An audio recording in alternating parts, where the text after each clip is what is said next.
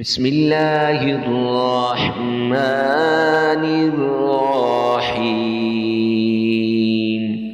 السلام علیکم ورحمۃ اللہ وبرکاتہ۔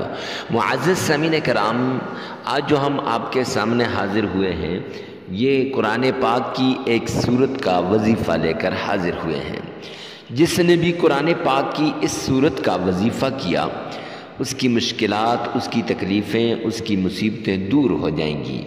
اگر آپ کو جاب نہیں مل رہی، اگر آپ کا کوئی کاروبار نیچے کو آ رہا ہے، اگر آپ کی کوئی مشکل ہے، اگر آپ پر کوئی مقدمہ ہے اور وہ مقدمہ ختم نہیں ہو رہا، یا ناممکن کو ممکن میں تبدیل کر دینے والا یہ وظیفہ 2 گھنٹے بعد معجزہ خود اپنی آنکھوں سے دیکھ لیں، اللہ کے غیبی خزانوں کے دروازوں کو کھولنے والا وظیفہ۔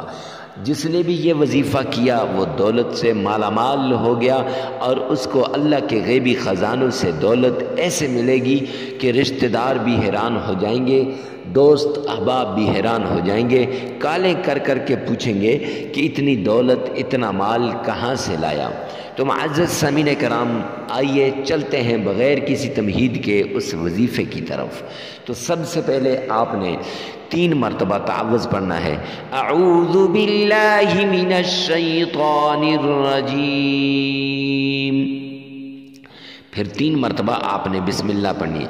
بسم اللہ الرحمن الرحیم، پھر اس کے بعد آپ نے 3 ہی مرتبہ درود پاک پڑھنا ہے۔ اللہم صلی علی محمد وعلی آل محمد کما صلیت علی ابراہیم وعلی آل ابراہیم انک حمید مجید۔ اللہم بارک علی محمد وعلی آل محمد کما بارکت علی ابراہیم وعلی آل ابراہیم انک حمید مجید۔